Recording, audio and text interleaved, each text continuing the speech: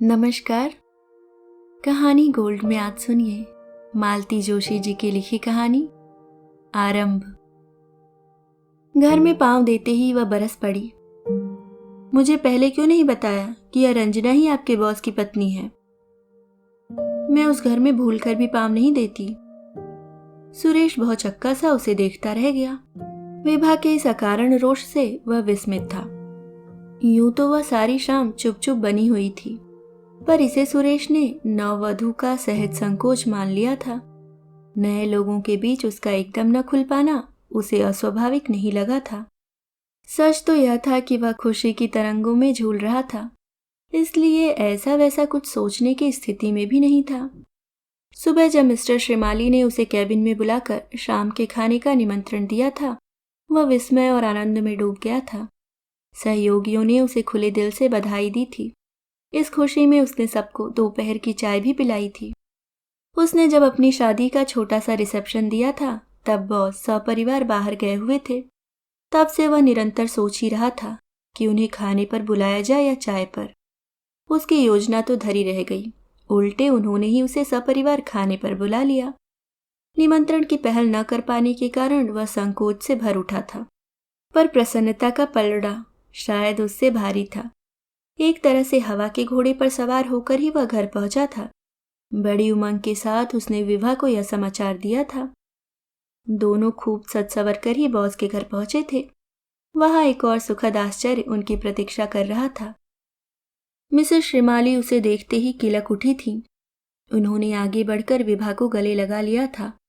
पता चला दोनों बीए तक साथ पढ़ी हैं। इस जानकारी के बाद सुरेश को सारा आयोजन और भी भव्य दिव्य लग उठा था। मेज पर करीने से परोसे गए व्यंजनों का स्वाद दुगना हो गया था। मिसेस श्रीमाली पूरे समय विभा की तारीफ करती रही। उनके आग्रह पर विभा को गाना भी सुनाना पड़ा। पुरानी सखी से इस तरह अचानक भेंट हो जाने पर मिसेस श्रीमाली तो बड़ी प्रसन्न दिखाई दी, पर उस प्रसन्नता का संतोष भी विभा के चेहरे पर नहीं झलका। और तो और सामान्य शिष्टाचार भी उससे निभाते नहीं बना। उसे भारी भरकम उपहार के लिए, भोजन के लिए ठीक से धन्यवाद भी वह दे नहीं पाई। कम से कम चलते समय उन लोगों को एक औपचारिक निमंत्रण तो दे ही सकती थी, वह भी उससे नहीं हुआ। सुरेश तो खींच उठा था। कैसी लड़की है! कहने को एमए बीएड है, पर जरा भी एटिकेट्स नहीं है। घर आकर शायद वह कुछ कहता भी, पर उसे समय ही न मिला।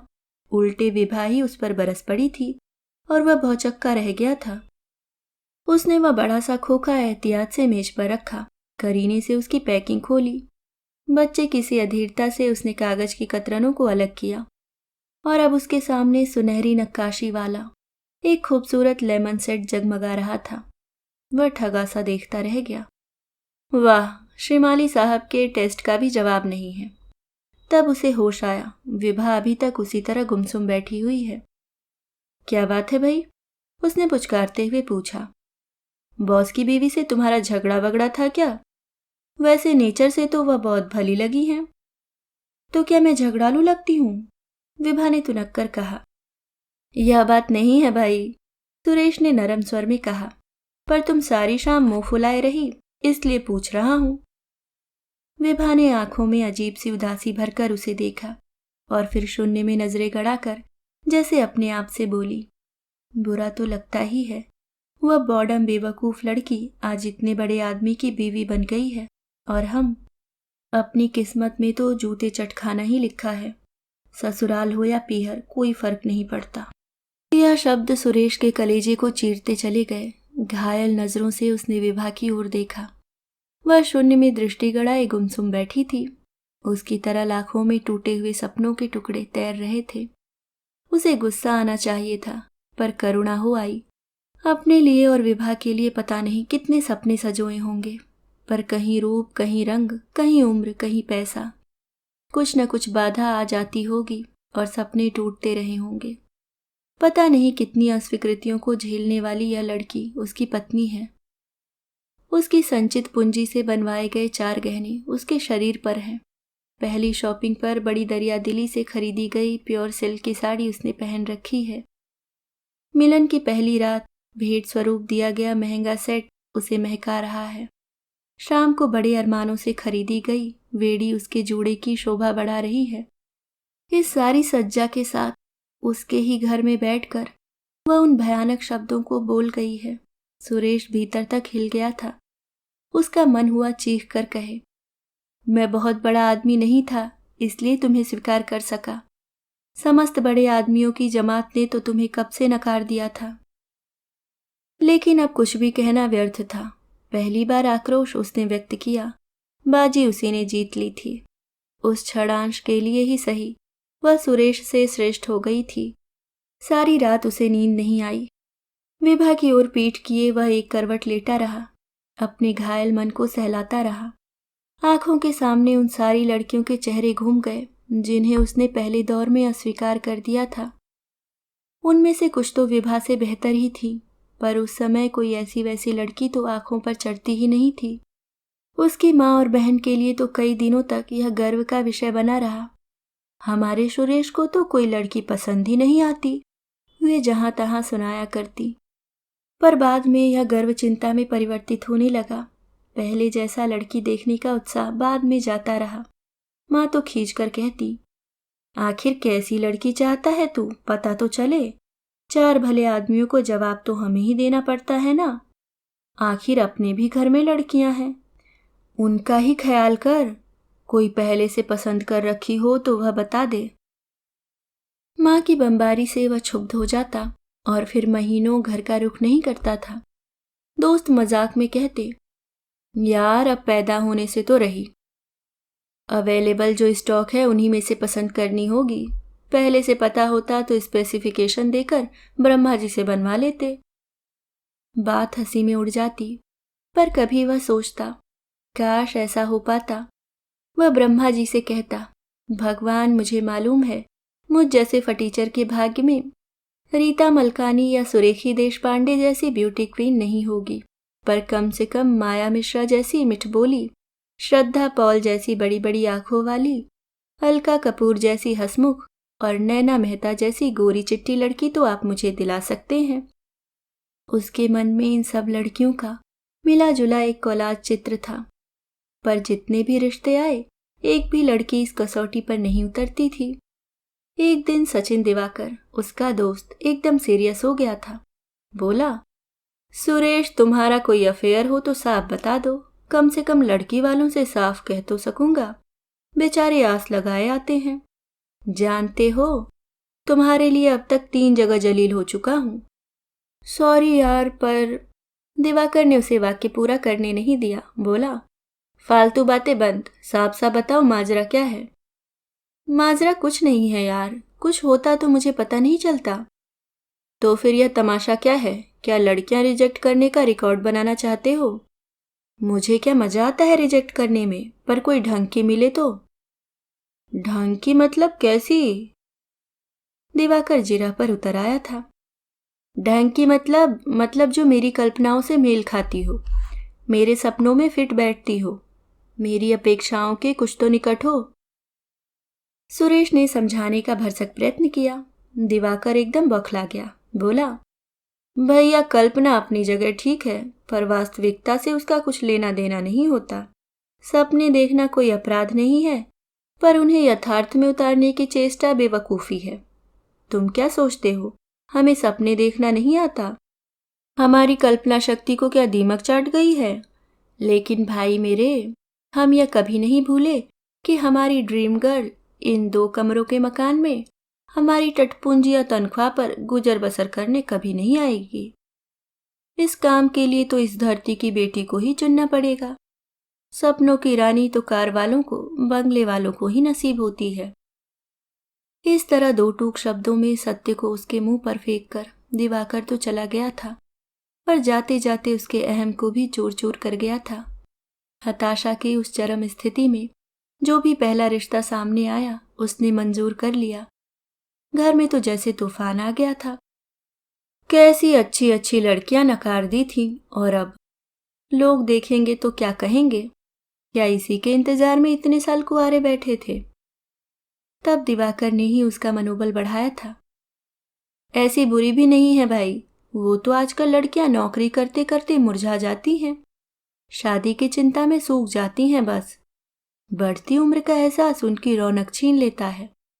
एक बार शादी हो लेने दो, फिर देखना। उसने झूठ नहीं कहा था। जो लड़की वह देखने गया था और जो उसके यहाँ दुल्हन बनकर आई थी, उन दोनों में ही काफी अंतर था। फिर शादी के बाद तो महीने भर में उसकी रंगत ही बदल गई। चेहरे पर निखार आ गया। उसका सारा व्यक्तित्व ही जैसे खिल उठा। आदतन वह उसे अच्छी लगने लगी थी। उसका बनाया खाना वह रुचि के साथ खाने लगा था। उसके साथ गृहस्थी की छोटी मोटी खरीदारी करने में उसे आनंद आने लगा था। दफ्तर से लौटते हुए वह रोज उसके लिए वेड़ी लाता था। शाम को रोज घुमाने ले जाता था। कभी आइसक्रीम, कभी गन्ने का रस, कभी चाट। मसलन कोई शाम खाली नहीं जाती थी। हर रात वह उसके साथ प्रणय के नए अध्याय रचता था। विभा भी अभिभूत सी हर पल उसके आसपास मंडराया करती थी। उसके ब्रह्मचारी कुटीर की उसने महीने भर में ही काया पलट कर दी थी। कुल मिलाकर बड़े मजे में गुजर रही थी और अचानक अब ये क्या हो गया। मिस्टर श्रीमाली के यहाँ का डिनर जैसे सारे जीवन को ही बेस्वाद कर गया। सारा उत्साह ही निचुड़ गया हो जैसे। उठिए जी, चाय हाजिर है। जागरण से बोझिल पलकों को सप्रयास खोलकर उसने देखा। विभा चाय लेकर प्रसन्न मुद्रा में खड़ी थी, जैसे उसे खबर ही नहीं कि यह रात उस पर कितनी भारी थी। जैसे विभा को होश ही नहीं है कि उसके 4 शब्दों ने सुरेश की दुनिया को हिलाकर रख दिया है। चाय का कप और अखबार उसे पकड़ाकर वह इत्मीनान से बिस्तर साफ करती रही। उसने खिड़कियों के पर्दे ठीक किए, मेजपोश की सलवटें ठीक की, बासी अखबार तहकर यथा स्थान रखा और फिर पल्ला कमर में खोसकर कमरे में झाड़ू देने लगी। उसके प्रत्येक कार्यकलाप में एक सुघड़ गृहिणी के लक्षण परिलक्षित हो रहे थे। रोज सुरेश विभा की इन्हीं भंगिमाओं को विमुग्ध भाव से देखता था, पर आज उसे उनमें अद्वितीय जैसा कुछ भी नहीं लगा। वह निर्विकार भाव से पेपर पढ़ता रहा। अगले 4-5 दिन तक वह इसी तरह उदास बना रहा, किसी रूठे हुए बच्चे की तरह अपने आप में खोया रहा। उसके भीतर प्रतिपल जैसे कुछ सुलगता रहा, पर अपनी नई नवेली गृहस्थी को सजाने संवारने में खोई विभा को इसका पता ही न चला। उस दिन शायद रविवार था, एक निरानंद रविवार। वह 9 बजे तक बिस्तर में ऊँघता रहा, फिर नहा धोकर बाजार निकल गया। 2 घंटे बाद वह लौटा तो विभा डोसे का सरंजाम किए उसकी बाट देख रही थी। उसने चुपचाप नाश्ता किया, हमेशा की तरह तारीफ के पुल नहीं बांधे। सुनिए, विभा ने लाड भरे अंदाज में कहा। क्या? वो सामने वाले मुखर्जी साहब है ना, उनका ट्रांसफर हो गया है। तो कई चीजें बेच रहे हैं। पति की बेरुखी से बेखबर विभा कहती रही। ड्रेसिंग टेबल भी बेच रहे हैं, सिर्फ 200 में दे रहे हैं। मैं बात करूं? क्लर्कों के घर में ड्रेसिंग टेबल शोभा नहीं देती, उसने तल्ख स्वर में कहा। ड्रेसिंग टेबल कोई मारुति कार तो नहीं है जो आप ऐसी बात कर रहे हैं। आजकल तो इतनी कॉमन हो गई है। मैंने एक बार कह दिया ना, मैं वही चीजें लाता हूं जो मेरी झोपड़ी में शोभा देती हैं। बीवी का चुनाव भी मैंने इसी दृष्टिकोण से किया है। सुरेश ने बात खत्म की और एकदम हल्का हो आया। 4-5 दिन से मन पर एक बोझ था, एक फांस सी चुभ रही थी। अब कुछ शांत हो गया, जैसे बदली के बाद आसमान साफ हो जाता है। वह पुनः अपने खिले हुए मूड में लौट आया। बोला, लम्हे देखनी थी तुम्हें, अल्पना में लगी है, 3 के शो में चलेंगे। विभा ने हाँ या ना कुछ भी जवाब नहीं दिया, लेकिन जब 2 बजे चाय बन गई तो वह समझ गया कि पिक्चर का प्रोग्राम मंजूर हो गया है। फिर दोनों तैयार होने लगे, पर विभा ने इतरा कर यह नहीं पूछा कि साड़ी कौन सी पहनूं, बाल खुले रहने दूं या जूड़ा बना लूं। न उसने गमले का गुलाब तोड़कर बालों में लगाया। सुरेश समझ गया कि वह भी भीतर तक हिल गई है। धोबी के कपड़े अब तक वैसे ही कपड़े में बंधे पड़े हैं। सब्जी का थैला भी खाली नहीं किया गया है। धुले हुए बर्तन भी जैसे तैसे अलमारी में रख दिए गए थे। उनका पिरामिड नहीं बना था। लगता था उसका सारा उत्साह किसी ने सोख लिया है। 2:30 बजे वह सीटी बजाता हुआ बाहर निकला। विभा ने चुपचाप बाहर निकलकर ताला डाला, चाबियां सुरेश को थमा दी। चाबियां जेब में डालते हुए सुरेश बोला, टेम्पो में चलते हैं और भीड़ न हुई तो फर्स्ट क्लास में ही बैठेंगे। No taxi, no balcony, no फिजूल खर्ची। हनीमून समाप्त हो गया था, गृहस्थी शुरू हो गई थी। आप सुन रहे थे मालती जोशी जी की लिखी कहानी आरंभ। मिलती हूँ किसी और नई कहानी के साथ। तब तक के लिए मुस्कुराते रहिए। धन्यवाद।